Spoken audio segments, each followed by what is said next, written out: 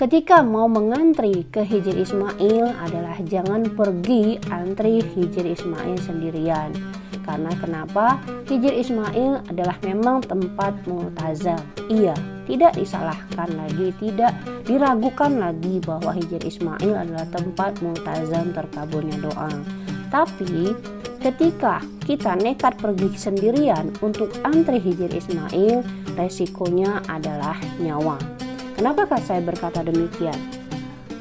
Ini adalah cerita di mana ketika itu kami rombongan jamaah travel yang kami ikuti kala itu ikut antri Hijri Ismail, dan ini adalah kejadian yang saya lihat depan mata kepala saya sendiri, di mana ada seorang wanita jamaah umroh, sepertinya daerah Timur Tengah, kelihatan dari hidungnya mancung dan dia juga nggak ngerti bahasa Indonesia dan dia juga menggunakan bahasa Arab. Itu kelihatan sekali dia bukan orang Indonesia jelasnya. Nah, dia mengantri Hijri Ismail sendirian.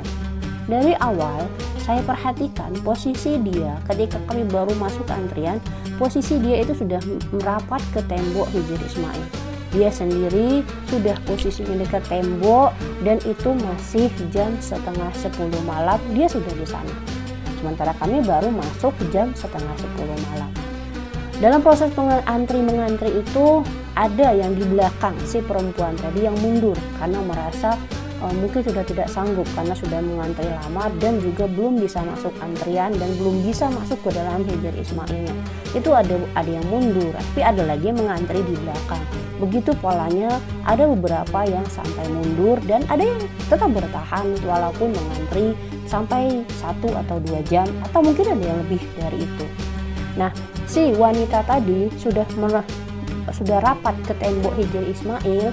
Dia itu sudah mengantri lama sendiri, tidak bawa minum, tidak ada teman. Itu kala itu sudah mengantri kurang lebih kaminya sudah mengantri kurang lebih 1 jam. Dia sudah menunjukkan sikap atau reaksi yang mengarah ke hampir pingsan. Di situ saya melihat bagaimana dia menibas-nibaskan udara ke hidung dan ke mulutnya agar dia bisa menafas. Dia menarik nafas itu sudah susah, sudah ibaratnya sudah kayak orang asma narik nafasnya. Dia mau manggil askar untuk dibantu, cuma karena askar melihat dia masih bisa bertahan, tidak terlalu dipedulikan oleh askarnya. Akhirnya dia cuma bisa menibas-nibaskan tangan ke area mulut dan hidungnya agar dia bisa bernafas. Kami yang kala itu ada di belakangnya mencoba menanyakan kondisinya, apakah dia baik-baik saja atau tidak. Tapi dia mengatakan it's okay, artinya dia mengatakan dia nggak apa-apa. Saya waktu itu awalnya saya tawarin minum, dan satu hal yang saya tahu ketika kita menawarin minum sama orang, ketika botol minum itu belum dibuka, artinya kita nggak serius ya, mungkin nggak terlalu niat memberikan minum. Nah, itu kala itu saya menyadarinya karena ketika saya menawari minum dengan posisi botol belum dibuka, dia menolak. Tapi ketika ada orang Indonesia lain yang menawari dia minum dengan posisi botol sudah dibuka, dia terima. Di situ saya sadar, oh kalau kita mau bantu orang, ya jangan setengah-setengah, tapi bantulah secara full. Artinya ketika kita mau ngasih minum dalam posisi seperti itu, ya dibuka botolnya, langsung diarahkan ke mulutnya. Dan dia terima minum dari jamaah yang juga berasal dari Indonesia itu, dan dia minum beberapa teguk. Karena dia nggak mau minum air yang saya kasih, inisiatif saya kala itu adalah meminjam botol spray yang sudah diisi air zam-zam yang milik teman sesama jamaah travel tour saya waktu itu. Saya pinjam, saya arahkan ke mukanya, saya semprotkan ke semua mukanya, dan saya minta buka matanya, karena disitulah menurut saya ya, karena disitulah kuncinya. Ketika dia masih bisa sadar, matanya masih bisa melek, artinya dia bisa bertahan untuk mengantri Hijri Ismail.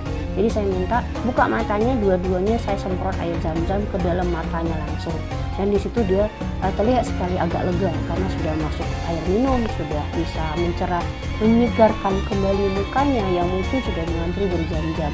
Nah, di situ saya menyadari satu hal, bahwa Hijri Ismail tidak hanya tentang mengenai tempat multazam terkabulnya doa, tapi di situ adalah tempat di mana ketika mengantri adalah proses perjuangan proses perjuangan untuk masuk ke sana, lalu proses di mana kita juga harus mempedulikan orang-orang lain yang juga mengantri di sana.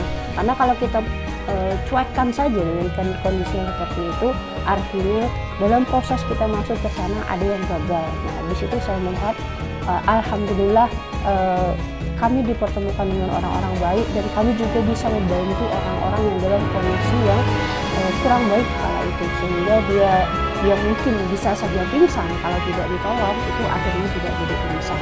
Ya walaupun perjuangannya juga cukup melelahkan, tapi balasan yang diberikan Allah itu sungguh luar biasa. Jadi pesan saya adalah jangan pergi air hidup itu sendirian.